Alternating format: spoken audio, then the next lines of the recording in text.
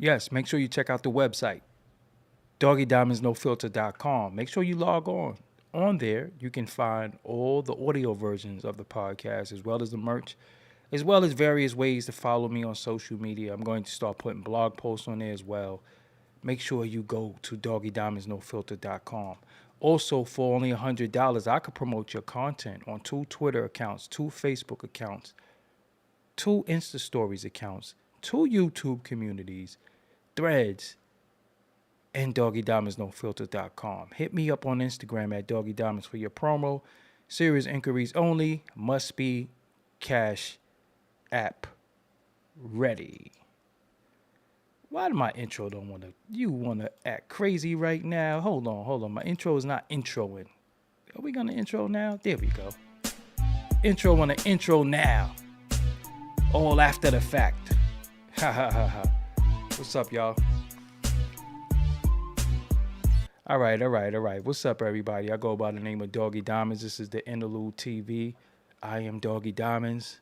I don't even have a name for the show. That doesn't have a name for the show. This is just shooting the. But I think for this show, I do want to put some music in the background because, I don't really podcast this show right here. I will when I do the Don't Laugh show. That's an actual podcast. Shout out. I see people in the chat room already. I see Neltron 8000. I see Henry Blanco. I see Big Ma, the moderator. I see A. Kells in the building. I see Disrupting Reality NYC in the building. Many others are probably there, but they're in the cut and they're not saying anything. I see Lady E in the building. I see, who else? Who else is there? Make yourself be known. Type something so I can say your name, so I can start going to a few things and get y'all up to speed on this topic right here. So, all right, nobody else is going to type their name? Fine. Maybe they will as the show goes on, but by that time, I'm in where I'm at. We talking about unpopping opinions is in the building, definitely. Make sure you hit the share button right now. Hit the share button to your Twitter.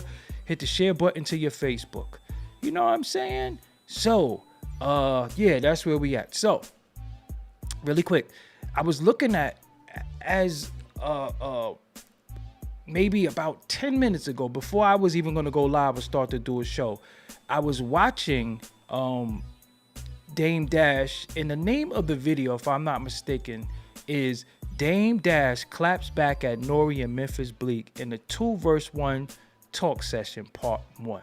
So I was watching that, and as I was watching that, I was wondering, what it was all about. And Dame Dash is talking to 2 therapists, 2 professional therapists, not paper therapists, people who actually went to school and got their degrees to be able to talk to people, right? And help people go through situations. So they were asking him, what was his problem and what was actually triggering him. So he expressed that, he loves Nori. Nori's his brother, but he doesn't feel like when Nori brings on a certain individual, he questions him the way he questioned him. So the individual he's talking about is Lyor Cohen. There's been different interviews where Dame Dash names is mentioned in reference to Lyor Cohen, but Dame feels like it's not the right line of questioning. For example, when Lyor Cohen was on The Breakfast Club, they asked him something about Dame, and he said he doesn't know Dame. Okay, he was like, what do you mean you don't know Dame? Dame took an issue with that. He also said he gotta eat, but they were asking him, why does he promote and why does he be a part of content and songs that can hurt us as a people? And he said he gotta eat, he gotta feed his family. Dame took an issue with that. Understood, I think many people did. Moving along, Dame and Adam 22 were supposed to do a show together before, and Adam tried to tell Dame what Kanye should be doing based off of what black people want. Dame instantly corrected him and said, how you telling me what Kanye should be doing, what black people want, and you're not black? That was like the most perfect response, the most perfect G-check that you can do. So what Dame's problem is, well, not his problem, but his issue, he's feeling like, hold on, when these people sit before me, and they say something that they shouldn't be saying about somebody in our culture, I always correct them. But when they sit before y'all and they say something about somebody in the culture, y'all never correct them. They'll sit there very complicit and let them say what they want to say. So this is where he brought up Nori. As we know, Leo Cohen was on Drink Champs maybe about a few weeks ago to a month ago. And then they asked him a bunch of questions, and they asked him, many questions about, and then Dame Dash comes up. Now, he feels like him and Nori has a very, very good relationship, but he doesn't like the fact that they feel like they don't hold Leo to the fire the way they would others. And Leo is allowed to say things, and they don't ask him a certain line of questioning or probe him. It's like they let him get away with saying what he want, and they're like, ooh, he said that, moving along. But when it comes to us, they will ask us, they will probe us, they will pry things out and have issues with us not wanting to answer or move on. But these other people in the culture, that's a part of the culture that pretty much run the culture, are allowed to say what they want without even, they don't have to, go in depth. They don't have to say anything. They can just say whatever they want, and then people will move along. So many years ago, I was on Sonetta TV. Shout out to everybody in the building. I see Chief Red Hair, Brown Eyes. I see Young Yala in the building. I see Grump Bundy in the building. I see, who else? I see Stacks Vuitton in the building. I see Axeman in the building. Born Giffen in the building. I see y'all. But let me continue, because I lose my thought. Many years ago, I was on Sonetta TV. And the time I was on Sonetta TV, I spoke about this same thing, which caused a conflict and an issue between myself and Umar Johnson, because he took an issue to what I was saying. Now, what I said was, it wasn't an attack on him. He was like, they attacking me in New York. I didn't feel like I was attacking him.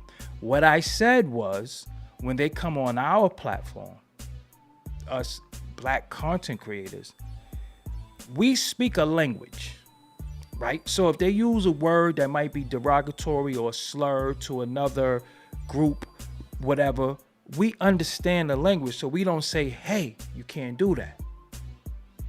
We lose ad revenue. Sometimes we get strikes. Sometimes they take the videos down, because our people are sitting before us speaking how we speak to one another. But when they go on the platform of Caucasians and others, they are speaking the Queen's English, and they're not using these derogatory slurs or whatever the case may be, and they're able to get ad revenue, or they're told, don't say that. So what I was saying was, use the same language that you would use with him, with me, because I need ad revenue. I mean, we have people talking about who got their Cash App, who's getting money, ads, regardless to what. We don't do this for our health. We do this because this is content that we are creating, and everybody else create content and gets paid off their content. But us as black men, we're not supposed to get crowdfunding, and we're not supposed to get paid. We're supposed to sit around broke, angry at each other, and that's it. No, some people create stuff, and then, when it comes to me personally, I think some of my shit should be retroactive for what I did a long time ago, but it doesn't work like that. So any way that anybody want to support me in these days and times, because at one point there was no pin in your Cash App, there was no super chat, these things didn't exist. So if somebody say, yo, I like what he's saying, it resonates with me, I want to gift them or reward them, nobody should be able to say, yo, don't do that, or look what he doing, he got his Cash App up. Stop worrying about what the next man is doing. Do what you need to do, So what's happening now is that Dame is in this session, right? But he said it's not really a session, he's having a discussion. And he's saying that when Leo sits before people, he gets to say things and nobody really checks him. Now, I can't say what he should be checked on, because what he's saying don't pertain to me, right? Dame made a real interesting point. And sometimes with Dame Dash, he says things that I've either said before or I think, right?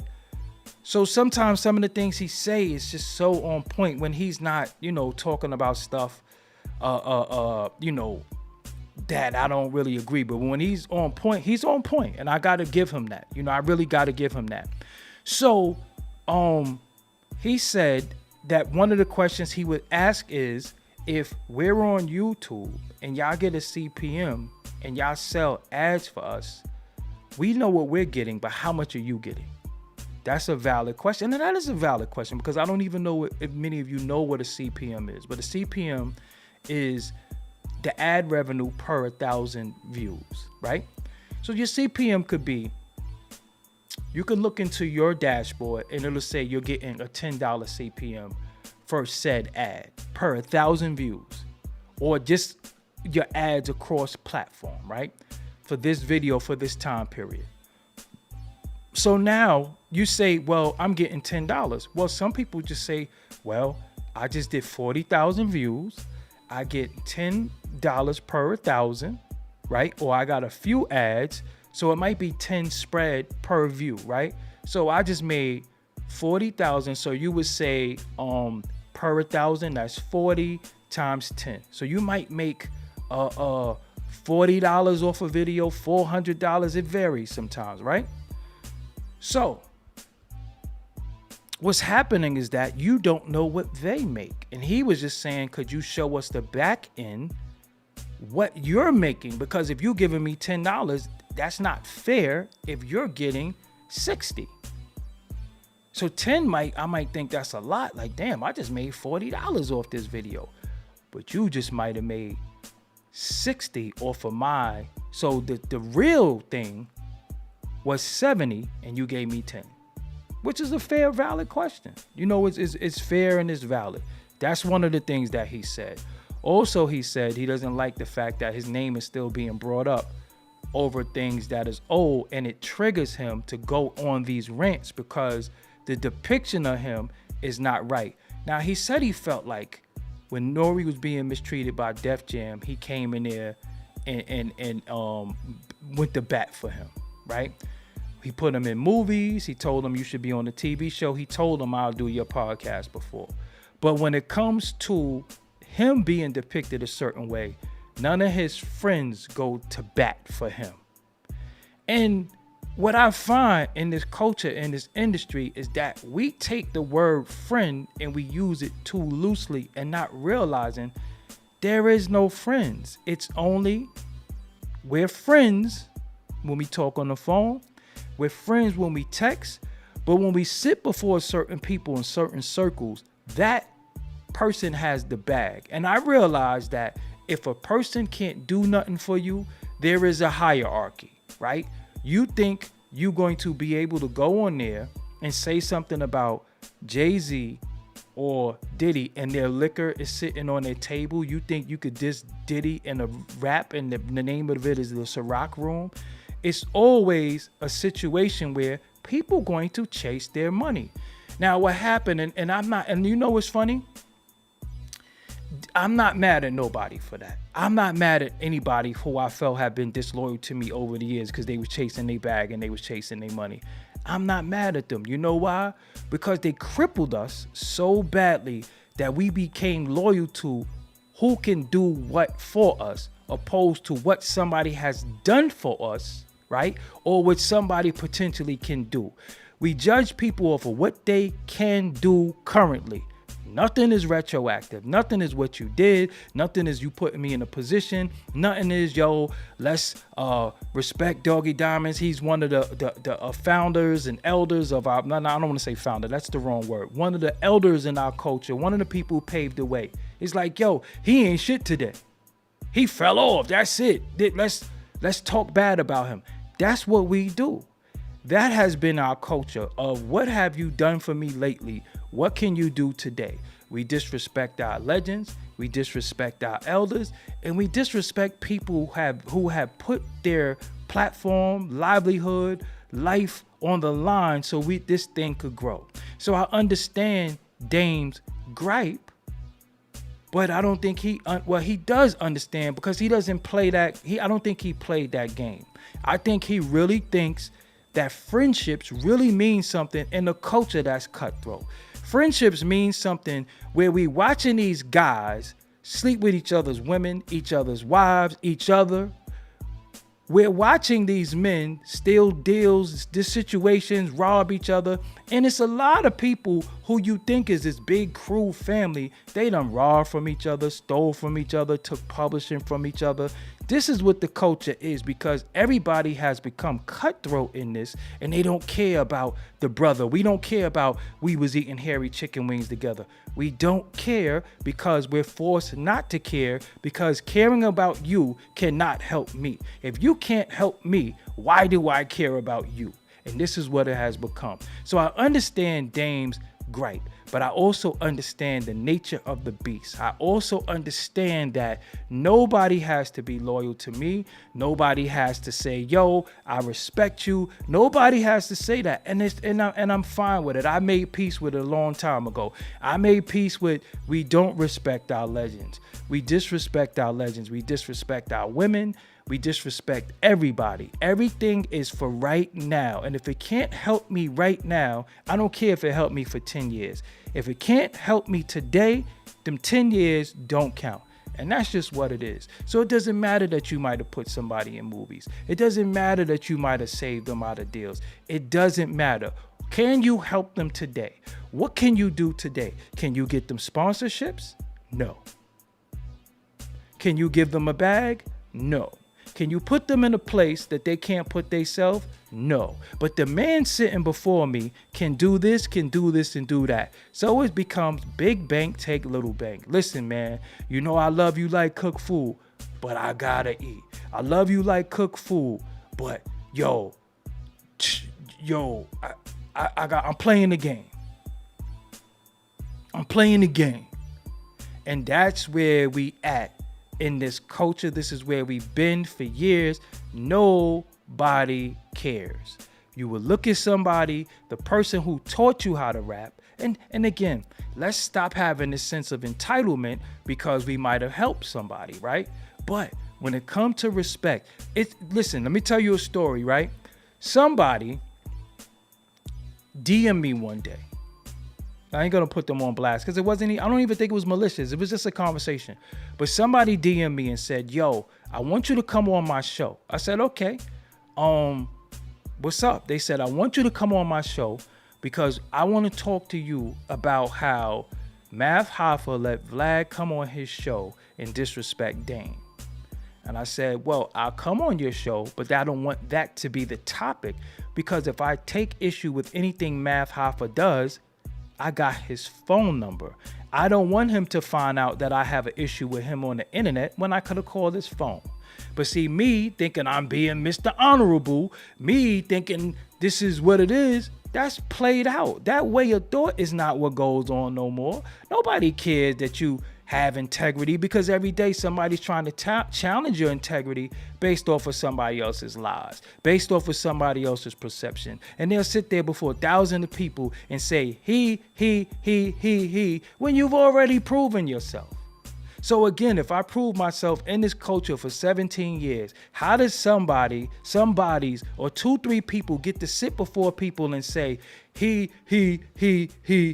So today I decided to wake up and not have no integrity. Today I decided to wake up and be used. Today I decided to wake up and take bags from people and disrespect women.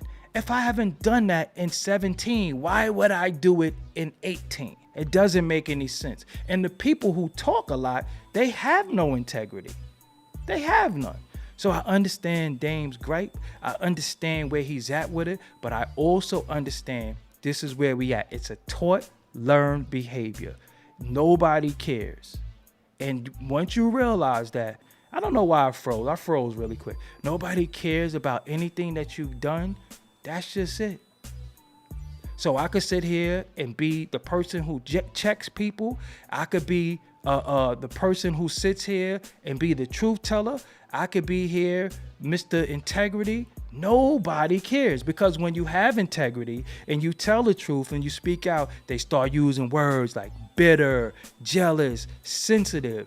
And that's all based off of you talking about people being done wrong in the culture, not even necessarily me. I'm speaking culturally. I never said I was broke. I never said I was homeless. I never said I was destitute. I never said anybody owes me anything. I've been fighting for people behind the scenes, getting people publishing back.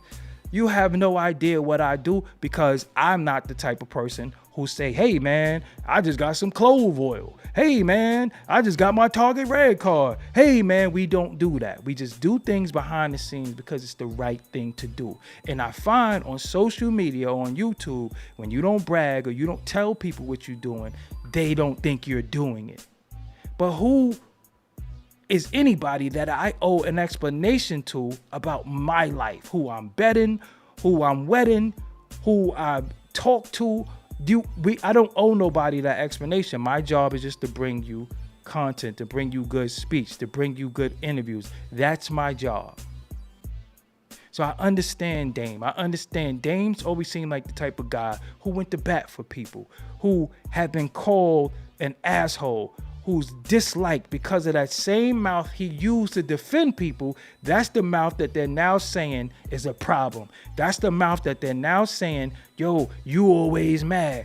You always saying something. You always doing this. Because you gotta really, really, really ask yourself, when Memphis Bleek was on Drink Champs, why did they rehash an interview that they already did? Of course, we're still talking about Roc-a-fella breakup in 2023.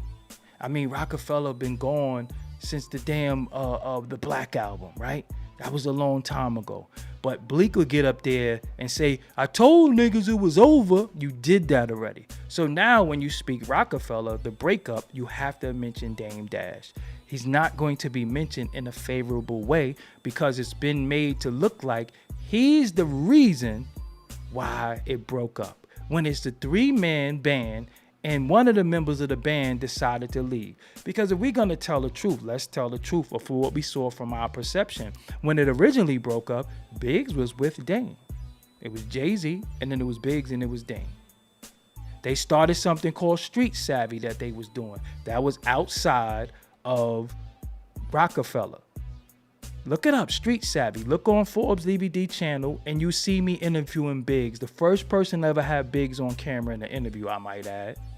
You know what I'm saying? So that's what was going on. But then when Biggs went to jail and came home, he went to Jay-Z, didn't mess with Dame no more. That's not my politic. I don't care nothing about that. But let's stop acting like, yo, Dame this, Dame that. Dame has always seemed like a person who was fighting for his artists, fighting for his integrity, fighting for his label. Even when we watch Fade to Black, and it was a Roc-a-fella tour, and they came with Def Jam jackets. He was like, why are y'all coming with Def Jam jackets, and this is not your tour? Why are you giving my artists Def Jam jackets? And remember, in that, who was the most happiest getting a Def Jam jacket? Memphis Bleek. And Dame was sitting there like this. So, although NORE is the bro, I don't think he's doing anything wrong. I just think we are at a point, we are at a standstill. We've been here since the inception of this culture, when we realized we could make money, when we realized we still need them to approve what we're doing. Remember that. See, a lot of people say, I'm this, I'm that. We still are trying to get deals. Who controls the deals? Who controls the money? The person who controls the money controls the people. It's always been like that, and it's going to remain like that. And a lot of times I see the audience say, man, we need our own. We need our own. Okay, who's going to pay for it? Now, when you say we need our own YouTube, we need our own things. Everything has to be funded, right? I have my own channel. My channel has to be funded. These things that you see has to be paid for. Everything that I do have to be paid for. But if I crowdfund, you got bozos on YouTube, he got his Cash App up. Well, how am I supposed to keep the ball bouncing? How am I supposed to keep the camera rolling? Right? I can't go to them because you think they're going to fund me telling you this. You think they're going to fund me giving you information. You think they're going to fund me telling you don't drink, don't smoke, get your body right, get your mind. You think they're going to fund that? They're not going to do that. So what happens is Now we say we need to get our own. We need to do our own thing. It has to be funded. It has to be funded because this is their platform. You see what they did to my other platform? Yo, you know what? Take his money and give me a cockamamie reason why they did it, but then I'm not supposed to get help from the people that feel like I'm servicing them. Whether you think the service is great or not, that's on you. But I'm not supposed to get help from people who want to help me. I'm supposed to not have a Cash App up, not say hit the super. I'm supposed to not do that because niggas don't approve. And that's why niggas live with their mama. That's why niggas don't never have anything, because they're worried about the perception and the thought of other niggas. They don't know nothing about business. They never own anything. They don't have no companies, and they never did big business. They do nigga business, and they end all be all is YouTube. So now we're in a situation to where, yes, we do need our own thing. Yes, we do need that. But it has to be funded. You cannot go get a car unless you get it from them. You cannot buy a home unless you get it from them. You can't, when you want to go to school and you need loan, you need financial aid. Where do you get these things from? So we could fix all of that where we are on our own independently, and we don't need them. We in trouble. So you're gonna have one of the top guys in the culture being able to sit before anybody and say whatever he wants. Chief Redhead Brown here, thank you for the super chat. They're gonna be able to say whatever they want. Why? Because they're able to pay some bills. And as sad as it is, and the way people look at it, that's just how it is. It's very unfortunate. It's very sad. But the money, what I told y'all, what I've been telling y'all, follow the money. Follow the money. Where's the money coming from? So you found some of these organizations that you love, some of these things that you rock with. When you go back and you look at where the money is coming from, you're like, yo, hold on. How did y'all start this? I thought y'all was the op. How are y'all funding that?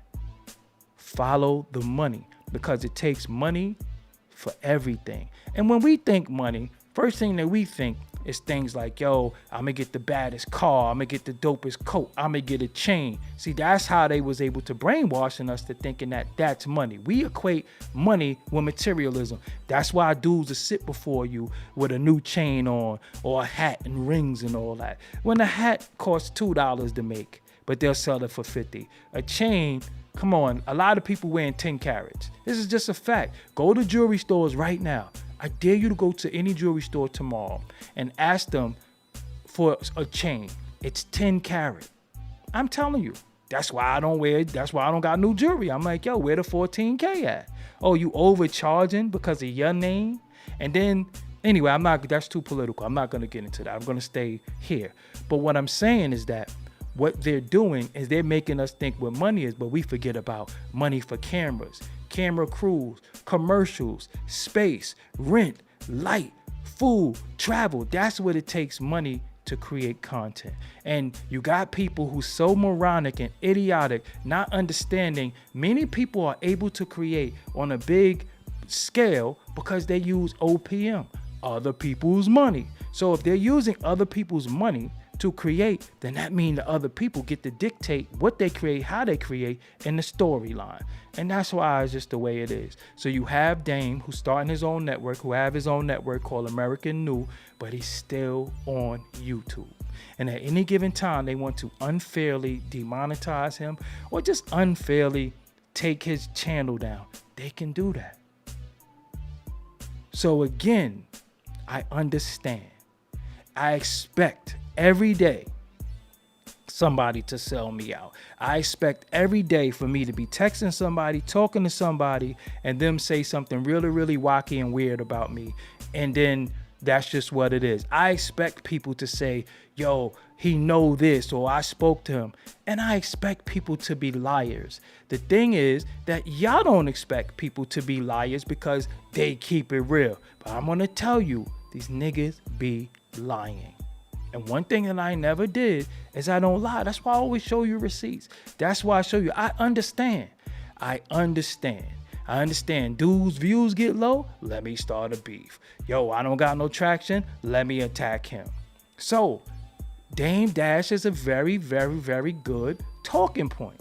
You know why? Because him, like me, we get triggered by stuff. Because when people lie on you or have a certain perception of you that's not true, you want to clear your name.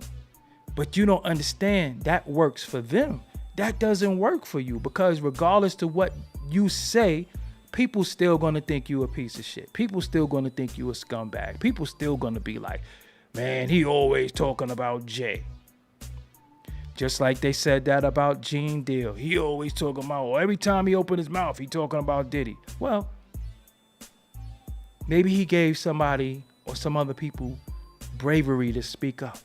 Because it take a lot of bravery to do certain things. It has nothing to do with being angry, jaded, bitter, or any other, or sensitive. You know, how could I be sensitive, or a man be sensitive and not in jail? You know, sensitive, sad men hurt people. Sensitive, sad men harm people daily, every day. So obviously that's not the case. But again, an uncontested lie starts to look like the truth, right? So this is what's happening. So Dame, the same talking points they're using about Dame 10 years ago, 15 years ago, they're still saying today. He's still being blamed for the Roc-a-fella breakup that he wanted to keep together. They're still talking about Roc-a-fella when it hasn't been a Roc-a-fella in a long time. Bleak is still campaigning the Jay-Z trail. Roc-a-fella this, Roc-a-fella that. I knew it was over. You saw one interview, you saw two. Whatchamacallit, Leo was able to go say, I don't know Dame. I don't even, when Dame name was mentioned, he said, I don't know him. When they signed piece of papers together, they split money together, they partnered together, but we allowed to erase Dame out of history because he's not favorable. We allowed to erase him out of history because we say he's broke, bitter, and angry. He's everything he accomplished, every movie he made, every move he bust, he's allowed to be erased. And it's not us erasing him, it's them. And we got to sit there and let them do it because they are paying the bills. And that's really what all this is all about. You sit before people, they got the money, they talk loud. Why you think a chick could file a lawsuit against somebody and get quiet? Okay, I'm gonna give you this money, but you gotta be quiet now. So again, when we thinking about justice, man, it's just us. And instead of us going after the system that put us in these positions to look at us a certain way, to depict each other a certain way, we attack each other. I say to people all the time, why attack what the system produced if you don't want to attack the system? The system is broke, but you don't want to go after the system because you're scared. So what you do, you attack what the system produces. If the oven temperature is off and you're burning your cake, do you take it out on a cake or do you adjust the temperature of the oven and fix the thermostat? You know what we do? We blame the cake. We blame the person. You wasn't watching the cake. We blame the person. Yo, the cake's supposed to only been in there for 30 minutes. You sat it in there for 20 and it burnt. Yeah, it was undercooked. It's the thermostat. Fix the thermostat. Fix the system. The system is broken. It has not been in our favor for a long time. It's always been about what they can make off of us, not what we can make off each other. And they got this big bag of money. And they say, I'm gonna give it all to him. And then I want all y'all to look at him. So sometimes when I do stuff and I say stuff, it go over people's head because maybe some of the ways I convey the message is not palatable. People come in the chat, they say stupid stuff. I block them. So they say I'm sensitive, I'm angry, I'm mad. But that was equivalent to when they said to the basketball player, you got all this money, what you're gonna do for your community now? How did that become his job? Because if they could give him 300 million, what does the team have? The team is more part of the community than the player. He didn't grow up there. He didn't, that's not his stomping grounds. That's not where his family was raised at. He's there now, but you as a man with money become responsible for everybody now. You as a black man with money, they say he don't do nothing for the community. You have people like Umar Johnson that will sit before you and say hip hop hasn't done anything for the black community. Okay, you got a right to say that. But where is this said black community at? Where does this said black community reside? Where is it? Because it is communities, it's different counties, different states, different areas. But we keep acting like it's one place, like Cash Money didn't buy their projects, like Slim Thug, like Trey the Truth wasn't in their community, like